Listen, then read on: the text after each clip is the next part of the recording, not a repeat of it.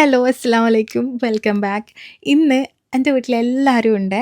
അപ്പോൾ എല്ലാവരും ഉണ്ടാകുമ്പോൾ സാധാരണ എങ്ങനെ ഉണ്ടാവലെന്ന് കാണിച്ചു തരാം. ആ വ്ളോഗിന് വേണ്ടിയിട്ട് ഞാൻ പുതിയതായിട്ടൊന്നും ചെയ്തിട്ടില്ല. അല്ലെങ്കിൽ ഒന്നും കൂടുതലായിട്ടില്ല. നോർമൽ എങ്ങനെയാ എൻ്റെ പുരക്ക് ഇവിടെ അമ്മായിയും കുട്ടികളും കൂടി ഉണ്ട്. അപ്പോൾ എല്ലാവരും ഉണ്ടാകുമ്പോൾ എങ്ങനെയാണെന്ന് കാണിച്ചു തരാം കേട്ടോ. അപ്പോൾ രാവിലെ തന്നെ നമുക്കിന്ന് ഫുഡൊന്നും ഉണ്ടാക്കണ്ട. കാരണം ഇന്ന് നബിദിനത്തിൻ്റെ ചോറ് കിട്ടുന്ന പള്ളിയിലെ ചോറ് കിട്ടുന്ന ദിവസമാണ്. അതുകൊണ്ട് തന്നെ രാവിലെ ഫുഡൊന്നും ആക്കണ്ട. വേഗം കിട്ടും കേട്ടോ. രാവിലെ 7:30 മണിയാകുമ്പോഴത്തേക്കെല്ലാം ചോറ് കിട്ടും.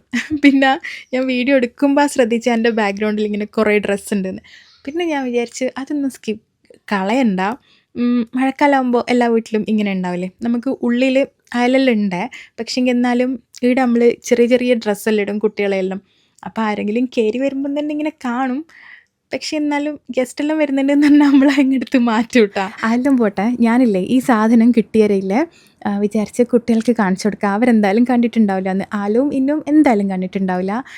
അവർക്ക് കാണിച്ചിട്ട് എൻ്റെ ചെറുതിൽ ഞാൻ യൂസ് ആക്കിയാന്നെല്ലാം പറയാമെന്ന് വിചാരിച്ച്.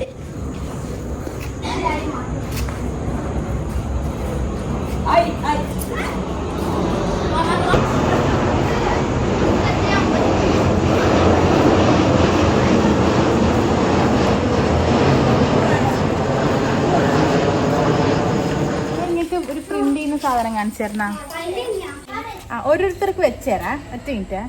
ഫസ്റ്റ് ഇങ്ങനെ വെക്കുക. എന്നിട്ട് ഇങ്ങനെ പ്രസ് ചെയ്യാം. അടുത്തോ.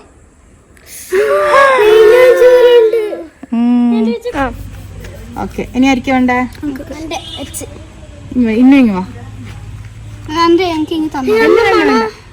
എന്നിട്ട് ഇങ്ങനെ അടിക്ക്. ഇവിടെയെല്ലാം വെച്ചാ ഇങ്ങനെ വെക്ക. ഇങ്ങനെ പ്രസ് ചെയ്യാ. ഇന്നുവിൻ്റെ പ്രസ് ചെയ്താ കാണിച്ച.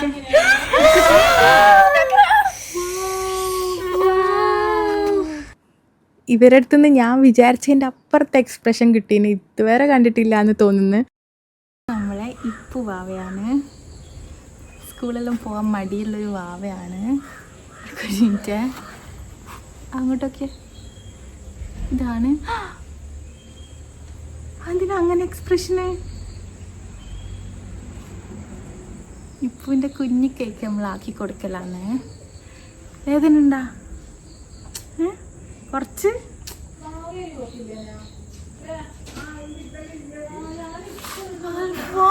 വായിക്കല്ലോ വായിക്കല്ലോ.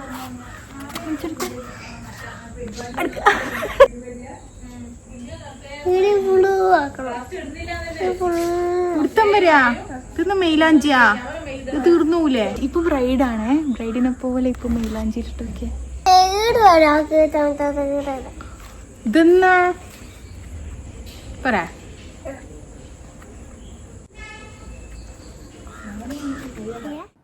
ഇനി ഞാനില്ലേ നമ്മളെ പള്ളിയിലെ ചോറ് തിന്നാൻ പോലാന്നെ. സാധാരണ ഇത് കൊണ്ടുവരുമ്പം ഞാൻ അപ്പോഴും തിന്നുവേ. കാരണം എനിക്ക് ഇതിൻ്റെ സ്മെല്ല് ഭയങ്കര ഇഷ്ടമാണ്. ഞാൻ ഈ പള്ളിയിലെ കറിക്കും ചോറിനും ഭയങ്കര സ്മെല്ലാണ്. എന്താ പറയുക, നമുക്ക് വെറുതെ ഈ ഒരു സ്മെല്ല് കിട്ടൂലേ. എൻ്റെ നാട്ടിൽ പല നാട്ടിലും പല സംഭവങ്ങളുണ്ടാവുക. എൻ്റെ നാട്ടിൽ ഇങ്ങനെ നെയ്ച്ചോറും ബീഫ് കറിയാണ്. ചിലയിടത്ത് ഇങ്ങനെ ബിരിയാണി കൊടുക്കും, പിന്നെ ഇറച്ചിച്ചോറ് പോലത്തെ സംഭവം കൊടുക്കും, അങ്ങനെയെല്ലാം കൊടുക്കും. നമ്മളിവിടെ പണ്ട് മുതൽ ഇങ്ങനെ തന്നെയാണ്. ഇതിൻ്റെ ടേസ്റ്റ് വേറെ ഒരു ഫുഡിനും കിട്ടൂല. എനിക്ക് ഭയങ്കര ഇഷ്ടമാണ്. ഞാൻ കുറച്ച് അച്ചാറും പിന്നെ ചോറും കറിയും എല്ലാം എടുത്തന്നെ. അധികവും നബിദിനത്തിൻ്റെ സമയത്ത് ഞാൻ നാട്ടിലുണ്ടാവില്ലേ. അന്നേരം എനിക്ക് ഭയങ്കര സങ്കടമായി. ഇവർ ഫോട്ടോ എല്ലാം അയച്ചു തരും. അങ്ങനെ ഇപ്രാവശ്യം എനിക്ക് കിട്ടി. കുറേ വർഷം മുന്നേ ഇതിപ്പോൾ ഞാനിപ്പോൾ ഒരു 5-6 വർഷമായി ഇത് കഴിച്ചിട്ട്. എന്നിട്ടാന്ന് തോന്നുന്നു ഇപ്പം ഞാൻ കഴിക്കുന്നത്. ഭയങ്കര ടേസ്റ്റേനു. പിന്നെ ഇപ്പോൾ ഓണത്തിൻ്റെ ലീവായതുകൊണ്ട് എൻ്റെ ഇക്കാക്കാൻ്റെ വൈഫും മക്കളും വന്നിട്ടുണ്ടേനു. ഇവർ വന്നാലില്ലേ 2 ഗ്യാങ് ആയിരിക്കുമേ കളിക്കുമ്പോൾ. ഇന്നും ആലും എല്ലാം സെപ്പറേറ്റ് ആവേ. ഇക്കാക്കാൻ്റെ ഇളയ മോളാണ് ഇത്, ഐഷും ആലും. ഇവർ രണ്ടാളും ഒരു ഗ്യാങ്ങാണ്. ഇവർക്ക് വലിയ പവറൊന്നും ഇല്ല. എന്ത് കളിക്കുമ്പോൾ ഇവർക്ക് വലിയ അധികാരങ്ങളൊന്നും ഉണ്ടാവില്ല. ഇതാണ് രണ്ടാമത്തെ ടീം. ഇത് മൂത്ത ആൾക്കാരെ, ഇന്നും പിന്നെ ഇക്കാക്കാൻ്റെ മൂത്ത മോള് പാച്ചും. അവർ രണ്ടാളാണ് മെയിൻ ആൾക്കാരെ. എന്ത് തീരുമാനങ്ങളെല്ലാം എടുക്കുക അവരാണ്. കളിക്കുമ്പോൾ എല്ലാം മെയിൻ സംഭവങ്ങളെല്ലാം ചെയ്യുക അവരാ. വലിയ ടീമാണ്. ഇവർക്ക് വലിയ വില കൊടുക്കൂലേ അവർ. അപ്പോൾ രണ്ട് ടീമായിട്ടാണ് കളിക്കുക. ഭയങ്കര രസമാണ്. ഇവർക്ക് എപ്പോഴും ദേഷ്യം പിടിക്കും. രണ്ടാളും അങ്ങോട്ടും ഇങ്ങോട്ടും ദേഷ്യം പിടിക്കുകയെല്ലാം ചെയ്യും 2 ടീമുമായിട്ട്. പക്ഷേ ഇവർ പോയി കഴിഞ്ഞാൽ പിന്നെ ഇന്നും ആലും ഒരുമിച്ചാവേ. വന്നാൽ അങ്ങനെയാ. രണ്ടാളും ഭയങ്കര ശത്രുക്കളിലായിരിക്കും ചില സമയത്ത്. പിന്നെ പക്ഷെ നല്ല രസമാണ് കളിക്കുന്ന കാണാൻ. ഇപ്പം തന്നെ ഇല്ലേ ഇവർ രണ്ടാളും നെയിൽ പോളിഷ് ഇട്ട് കളിക്കില്ല, മറ്റവർ രണ്ടാളും ക്രോഷ്യ ചെയ്യല. പിന്നെ ഇല്ലേ എനിക്കൊരു മെയിൻ കാര്യം പറയാനുണ്ട് നിങ്ങളോട്. ആൽബിഡോയിൽ ഇപ്പോൾ ഡിസ്കൗണ്ട് നടക്കുന്നുണ്ട്. എല്ലാ കോഴ്സിനും 10% വരെ ഓഫ് ഉണ്ട്.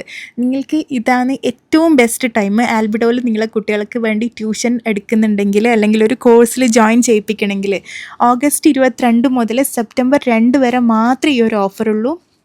അപ്പം നിങ്ങളെന്തായാലും മിസ് ചെയ്യണ്ട. ആൽബിഡോ ഒരു ബെസ്റ്റ് ട്യൂഷൻ പ്ലാറ്റ്ഫോം തന്നെയാണ്. നിങ്ങളെ കുട്ടികൾക്ക് എന്തെങ്കിലും ബുദ്ധിമുട്ടുണ്ടെങ്കിൽ ഇപ്പോൾ ഏത് സിലബസ് ആയാലും അല്ലെങ്കിൽ ലാംഗ്വേജ് ആയാലും സബ്ജക്റ്റ് ആയാലും നിങ്ങൾ ധൈര്യമായിട്ട് ആൽബിഡോനെ കോൺടാക്റ്റ് ചെയ്തോ. അവർ നിങ്ങളെ കുട്ടികൾക്ക് വേണ്ട ബെസ്റ്റ് ട്യൂഷൻ കൊടുക്കും കേട്ടോ. നിങ്ങളെ കുട്ടികളെ അസസ് ചെയ്തിട്ട് എന്താണോ പ്രശ്നം എന്ന് മനസ്സിലാക്കിയിട്ട് ബെസ്റ്റ് ക്വാളിഫൈഡ് ആയിട്ടുള്ള ടീച്ചേഴ്സിനെ വെച്ചിട്ട്, ടീച്ചറെ കൂടാണ്ട് ഒരു മെൻറ്ററും കൂടി സപ്പോർട്ടിനുണ്ടാവും.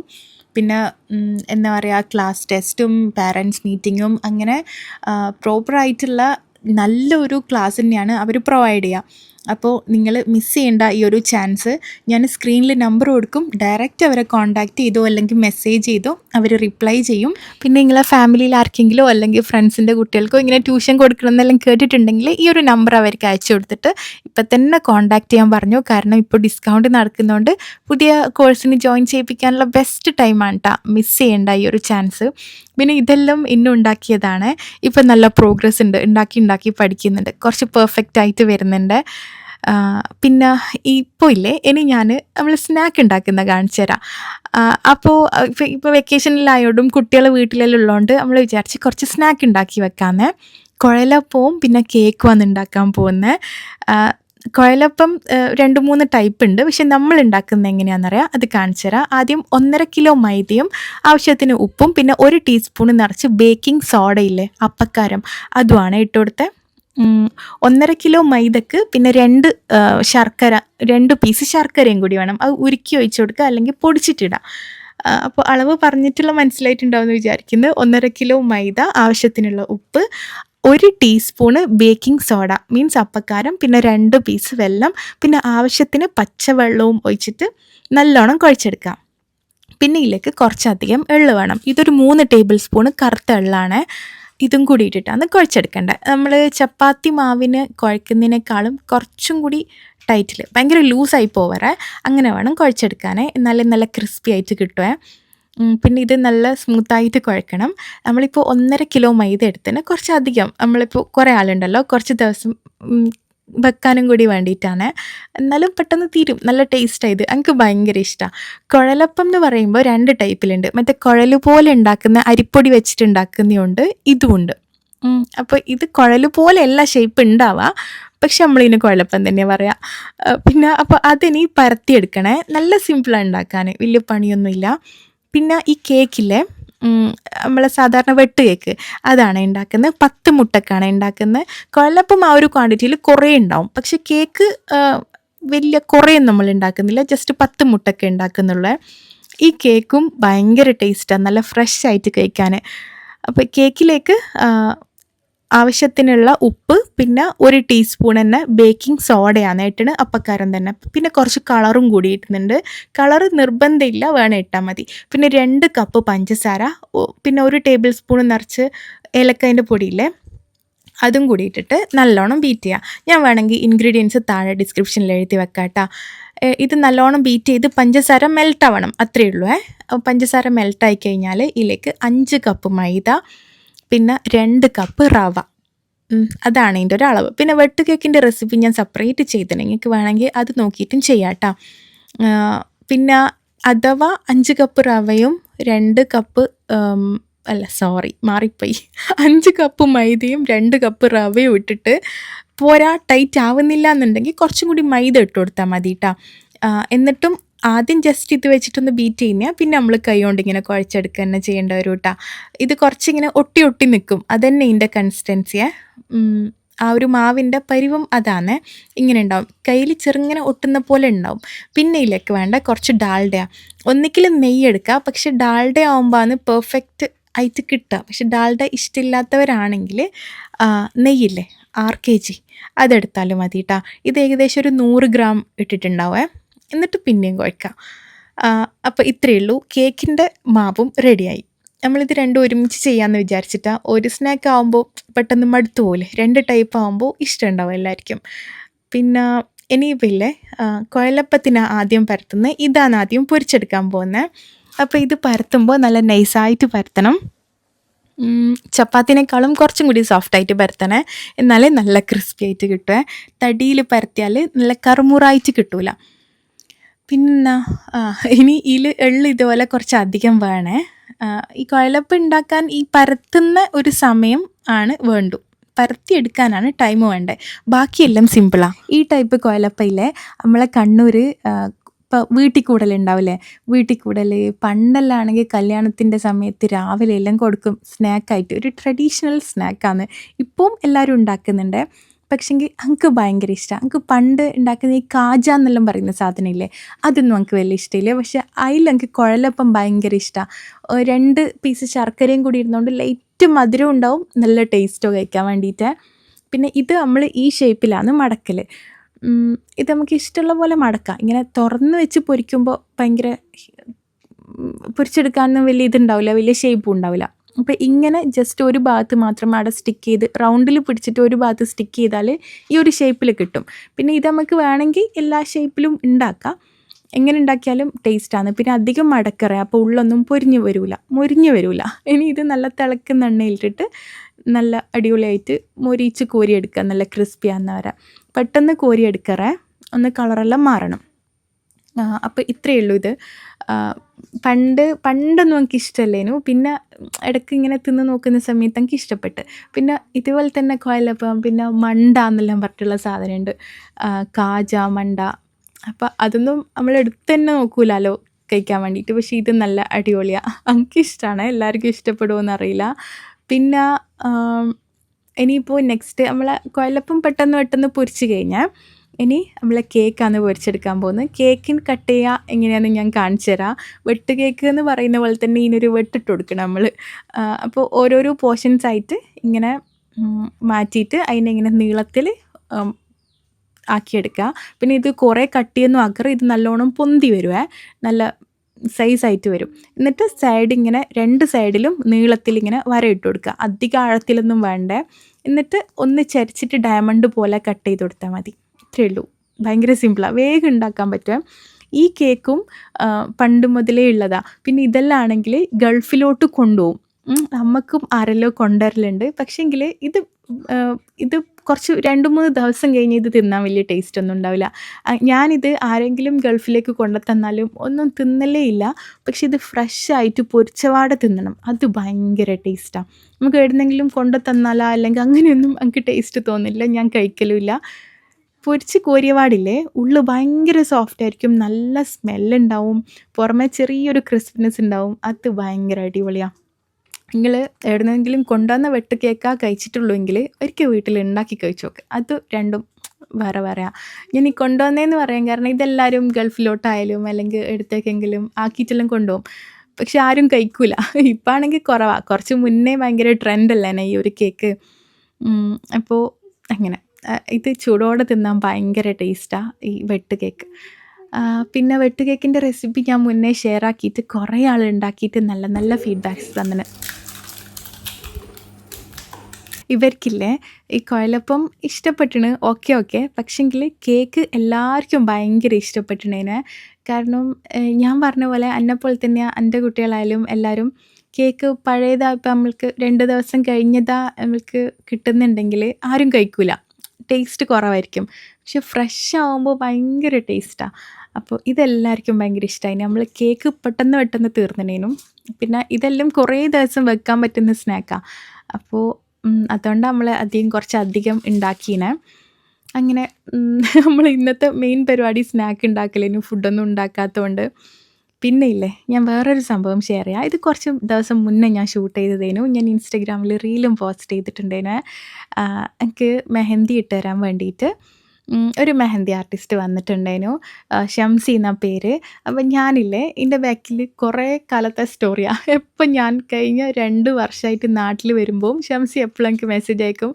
"ഷമി ഞാൻ വന്നിട്ട് മെഹന്തി ഇട്ട് തരട്ടെ, നമുക്കൊന്ന് കൊളാബ് ചെയ്യാം.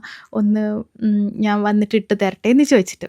അപ്പോൾ അനക്കാണെങ്കിൽ മെഹന്തി വേറെ ആൾ വന്നിട്ട് തരുന്നതിന് അവിടൊന്നും വലിയ അഭിപ്രായം ഇല്ലേനു. മീൻസ് അനക്കങ്ങനെ കല്യാണങ്ങളൊന്നും അടുത്തുള്ള വരലില്ല. വന്നാൽ തന്നെ അനക്ക് ടൈമും ഉണ്ടാവില്ല. ഞാൻ എപ്പളും ഇങ്ങനെ ഓക്കെ, ഓക്കെ, ഓക്കെ എന്ന് പറഞ്ഞിട്ട് നീട്ടി നീട്ടി കൊണ്ടുപോകും. ഇപ്രാവശ്യം ഞാൻ വിചാരിച്ച് കുറേ കാലമായിട്ട് ചോദിക്കുന്നതല്ലേ ഓക്കെ പറഞ്ഞേക്കാന്ന് വിചാരിച്ചിട്ട് വന്നിട്ട് ഇട്ട് തന്നോന്ന് പറഞ്ഞു. പക്ഷെ സംഭവം അടിപൊളിയേനു ട്ടാ. നല്ല രസമുണ്ടേനു.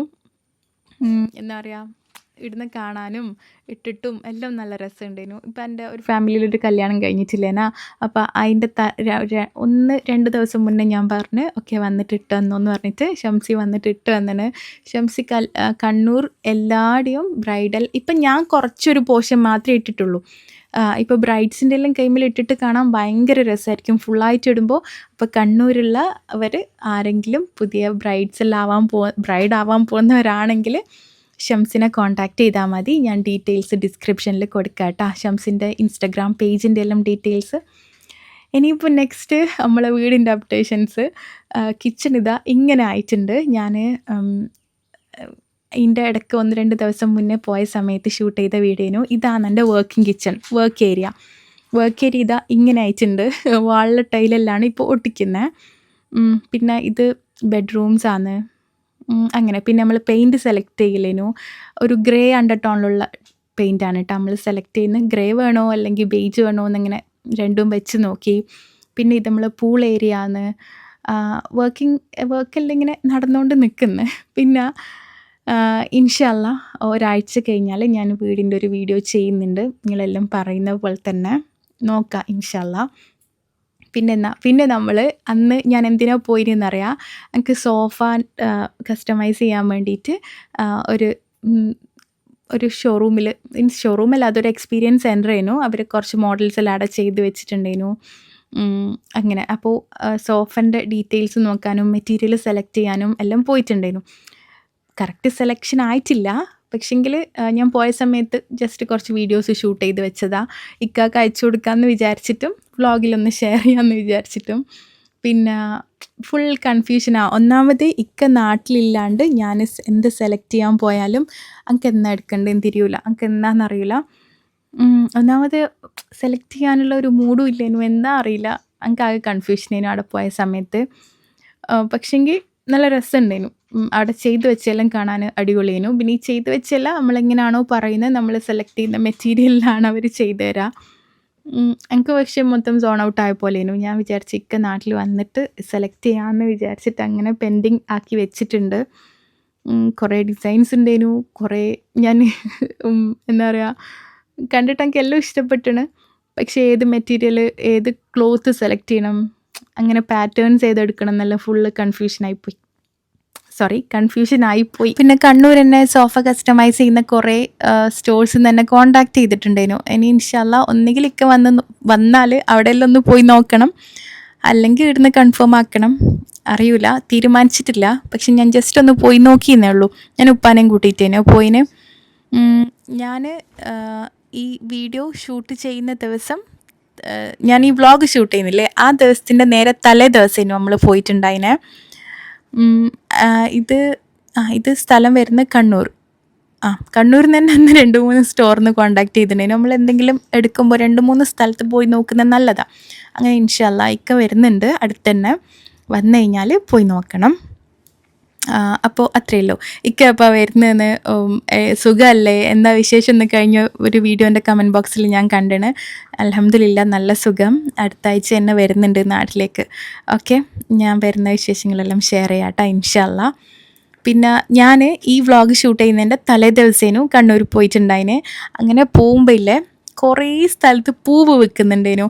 അങ്ങനെ ഞാൻ കുറച്ച് പൂവ് വാങ്ങിക്കൊണ്ട് വന്നിട്ടുണ്ടായിരുന്നു. കുറച്ച് മാത്രം, ഭയങ്കര കുറച്ച്. എനിക്ക് ചെറുതിലേ ഈ പൂവിടാൻ ഭയങ്കര ഇഷ്ടമാണ്. ഞാൻ ഇപ്പോൾ ഈ കുട്ടികളെ ഏജിലുണ്ടാകുന്ന സമയത്ത് ഞാനും എൻ്റെ ഇവിടെ അടുത്തുള്ളൊരു ഫ്രണ്ടും കൂടി, എൻ്റെ നേരെ അപ്പുറത്തെ വീട്ടിൽ എൻ്റെ ഒരു ബെസ്റ്റ് ഫ്രണ്ട് ഉണ്ടായിരുന്നു. അപ്പോൾ ഓളും കൂടി എപ്പോഴും പൂവിടും. എല്ലാ ദിവസവും നമ്മളെ മുറ്റത്ത് പൂവിടുവേ. എന്നിട്ട് എല്ലാ ഓണം ആയിക്കഴിഞ്ഞാൽ ഓണം വെക്കേഷൻ ആകുമ്പോൾ 10 ദിവസം നമ്മൾ പൂവിടും. അങ്ങനെ ആ ഒരു ഓർമ്മയിൽ ഞാൻ കുറച്ച് വാങ്ങിന് ഇന്നൂനും ആലൂനും എല്ലാം കൊടുക്കാമെന്ന് വിചാരിച്ചിട്ട് വാങ്ങിയതാ. അന്നേരമാണ് അമ്മായിയും വന്നേട്ടാ. അങ്ങനെ വാങ്ങിയിട്ട് പിറ്റേ ദിവസം ഞാനും കൂടി ഇരുന്നിട്ട് ഇവർക്കിങ്ങനെ പൂവിട്ട് കാണിച്ചു കൊടുത്തനേനെ.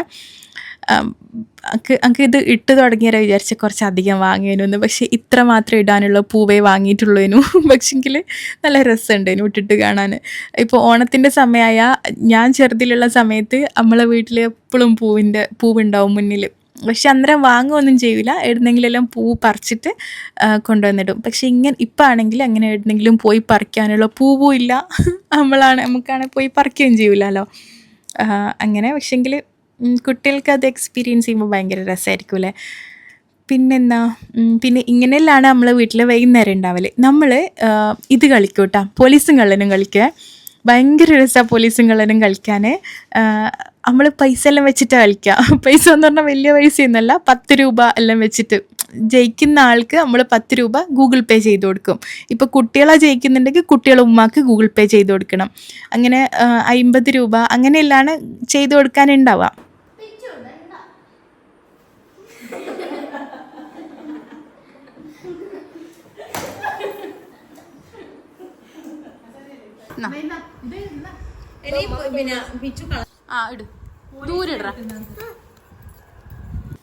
നമ്മൾ ഒറിജിനൽ വോയിസ് എങ്ങാനും ഇതിൽ കൊടുത്തിട്ടുണ്ടെങ്കിൽ ഞെട്ടുവേ. കാരണം വലിയ ആളും ചെറിയ കുട്ടികളും തമ്മിലെല്ലാം പൊരിഞ്ഞ അടിയായിരിക്കും.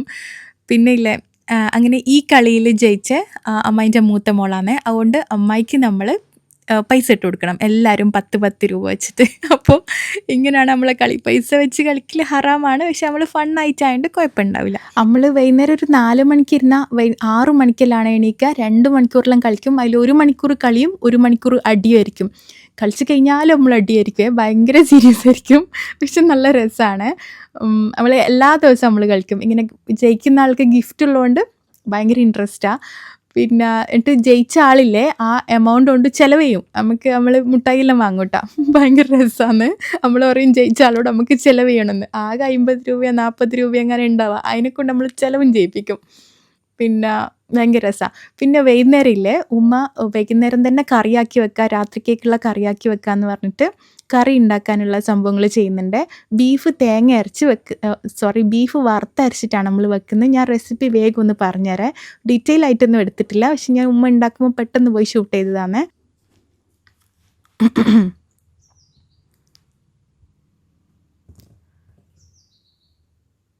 നമ്മൾ നാടൻ രീതിയിൽ ചിക്കൻ വറുത്തരച്ച് വെക്കുന്ന പോലെ തന്നെ നമ്മൾ ബീഫ് വറുത്തരച്ച് വെക്കും.